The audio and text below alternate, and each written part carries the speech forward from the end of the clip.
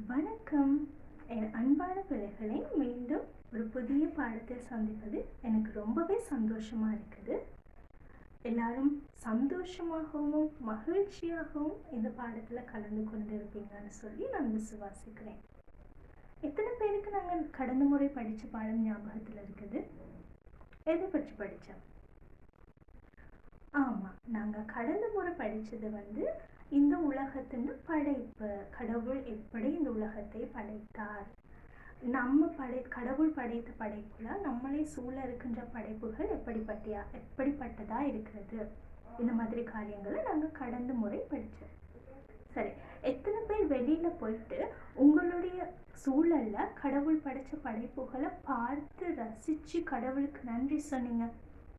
வானத்தை படைச்சிருக்கிறாரு, பூமியை படைச்சிருக்கிறாரு, சூரியன் சந்திரன் படைச்சிருக்கிறாரு, நட்சத்திரங்களை கொடுத்திருக்கிறாரு, பகல்ல வெளிச்சத்தை கொடுக்கறதுக்காக சூரியனை கொடுத்திருக்கிறாரு, இரவுல வெளிச்சத்தை கொடுக்கறதுக்காக சந்திரன் படைச்சிருக்கிறாரு, வேற மரம் செடி கொடிகள், வேற ஆறுகள் நதிகள், இவை எல்லாவற்றையும் நமக்கு யாருக்கு படைச்சு தந்தது?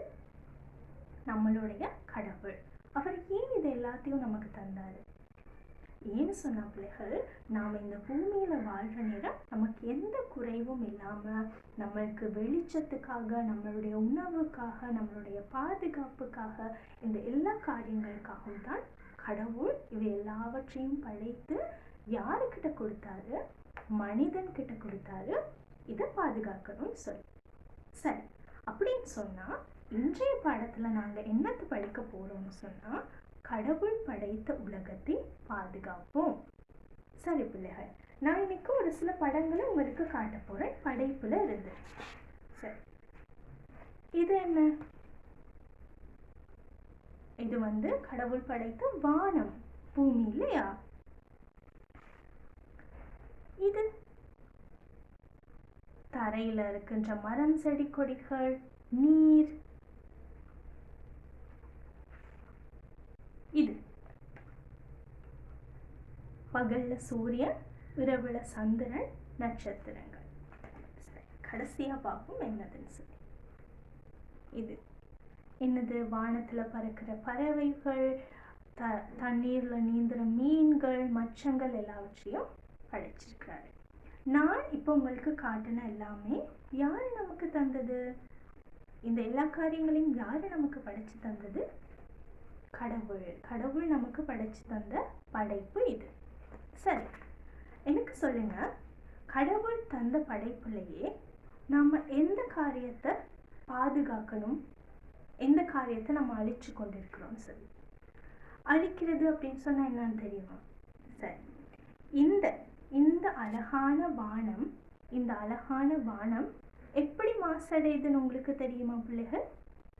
கடவுள் படைச்ச இந்த அழகான வானத்தை நாங்க மாசுபடுத்துறோம். எப்படின்னு சொன்னா, இந்த சமூகத்துல நாங்க பாவிக்கின்ற புகைகள், இந்த மாதிரி சூழல் மாசுகள் இந்த வானம், இந்த மேக மண்டலத்தை கூட பாதிக்குது. அதே மாதிரி இந்த இடத்தையும் பாதிக்குது.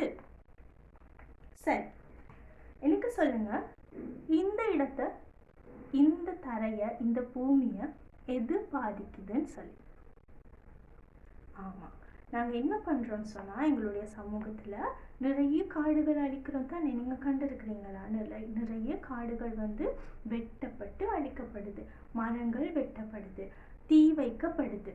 அதுக்கப்புறம் மணல் நாங்க மணலை அரிச்சு மணல் இல்லாதபடினால நதிகள், ஆறுகள், ஓடைகள் என்ன நடக்குது? மாசடையுது. அதே மாதிரி நாங்க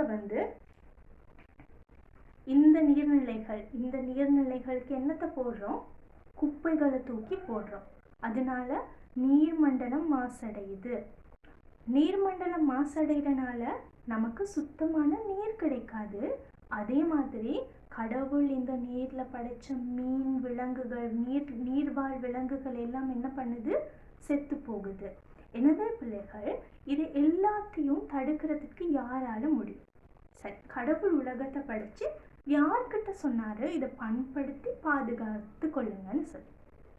மனுஷர்களாகிய நமக்கு தான் கடவுள் சொன்னாரு, இதை பண்படுத்தி இதை பாதுகாத்து கொள்ள வேண்டியது உங்களுடைய பொறுப்புன்னு சொல்லி. அப்ப எத்தனை பேர் அதை பாதுகாக்கிறோம், எத்தனை பேர் அதை நாங்க அழிக்கிறோம்? சரி, இன்றைய தினத்திலிருந்து இந்த பாடத்தை பார்க்குற பிள்ளைகள், நான் விசுவாசிக்கின்றேன் இந்த இயற்கை கடவுள் படைச்சு நம்மளுக்காக கொடுத்திருக்கின்ற அந்த அழகான இயற்கையை பாதுகாக்கிறதுக்கான முயற்சிகளை எடுப்பீங்கன்னு சொல்லி. சரி, அதோட முதற்படியா எனக்கு சொல்லுங்க பாப்போம், நாங்க என்னென்ன முறைகள்ல நம்மளுடைய சூழலை பாதுகாத்து கொள்ளலாம்னு சொல்லி. குப்பைகளை கண்ட இடங்கள்ல நாங்க போடாம இருக்கலாம். அதிகமான பிளாஸ்டிக் பொருட்களை நாங்கள் பயன்படுத்தாமல் இருக்கலாம். பிளாஸ்டிக் பொருட்கள்ன்றது மண்ணோட ஒக்கி போகாதது, அதனால நம்மளுடைய சூழல் பாதிக்கப்படுது. அதே மாதிரி உங்களுடைய வீட்டில் இருக்கின்ற பெரியவர்கள், வயது வந்தவர்கள் குப்பைகளை தூக்கி தண்ணியில் போடுறாங்களாக இருந்தால் நீங்கள் என்ன செய்யுங்க, அவங்கள தடுத்து குப்பைகளை சரியான முறையில் அகற்றுறதுக்கு நீங்கள் அவர்களுக்கு உதவி செய்யணும். மற்றது, சின்ன பிள்ளைகளாக இருக்கிற நாங்கள் மரங்களை வளர்க்கணுமே தவிர்த்து மரங்களை வெட்டக்கூடாது, பூச்செடிகளை பறித்து வீசக்கூடாது. எனவே பிள்ளைகள், இந்த மாதிரியான முறையில் சின்ன சின்ன காரியங்கள்லேருந்து நாம் இன்னையிலேருந்து என்ன பண்ண போகிறோம்னு சொன்னால், கடவுள் நம்மளுக்கு படைத்து கொடுத்துருக்கின்ற அந்த அழகான உலகத்தை பாதுகாக்க போகிறோம். நாங்கள் மரங்கள் செடிகளை வளர்க்க போகிறோம். வெட்டுற மரங்களுக்கு நாங்கள் தடையாக இருக்க போகிறோம். மரம் வெட்டுறதுக்கு, காடுகளை அழிக்கிறதுக்கு நாங்கள் உதவி செய்ய போகிறது இல்லை. அதே மாதிரி மீன்கள், பறவைகள் இவை எல்லாமே வாழ்கிறதுக்கு தண்ணீர் முக்கியம். மனுஷர்களாகி நாங்கள் வாழ்கிறதுக்கும் சுத்தமான நீர் முக்கியம். எனவே நீர்நிலைகளில் நாங்கள் இனி மாசு பொருட்களை போட போகிறது இல்லை. அதே மாதிரி உங்களுடைய இயற்கை சூழலில் இருக்கின்ற எல்லா காரியங்களையும் அன்போடையும் பாதுகாப்போடையும் நாங்கள் பாதுகாத்து நமக்கு அடுத்து வரவங்களுக்கும் அது கடவுள் நமக்கு எவ்வளவு அழகாக படித்து கொடுத்தாரோ அதே மாதிரி கொடுக்க போகிறோம்.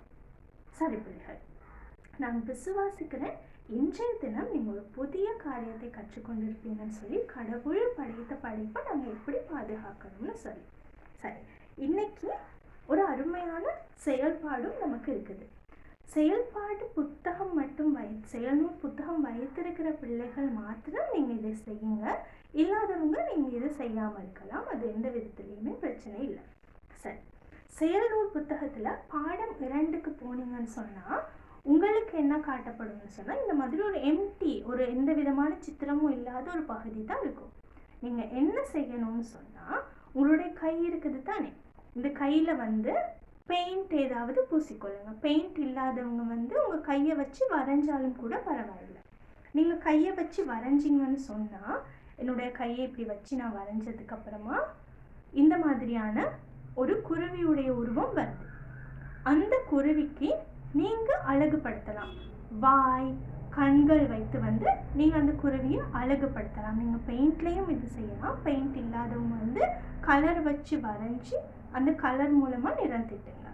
அதுக்கப்புறம் அந்த பறவையை நீங்கள் அழகுபடுத்துறதுக்கு இந்த மாதிரியான இறகுகளை ஒட்டலாம். அப்படி இல்லைன்னு சொன்னால் நீங்கள் கலர் பேப்பர்ஸ் ஒட்டலாம். உங்களுடைய பறவை, கடவுள் படைச்ச உங்களுடைய கை மூலமாக வரைஞ்ச பறவை எப்படி அழகாக இருக்கணும்னு நீங்கள் விரும்புகிறீங்களோ அந்த விதத்தில் அழகுபடுத்தலாம். சரியா? சரி பிள்ளைகள், அடுத்து நாங்கள் இன்றைய நாளுக்குரிய மனன வசனத்துக்கு போக போகிறோம். ஏதேன் தோட்டத்தை பண்படுத்தவும் பாதுகாக்கவும் ஆண்டவராகிய கடவுள் மனிதனை அங்கு கொண்டு குடியிருக்க செய்தார். ஏதேன் தோட்டத்தை பண்படுத்தவும் பாதுகாக்கவும் ஆண்டவராகிய கடவுள் மனிதனை அங்கு கொண்டு குடியிருக்க செய்தார். தொடக்க நூல் 2:15. தொடக்க நூல் 2:15.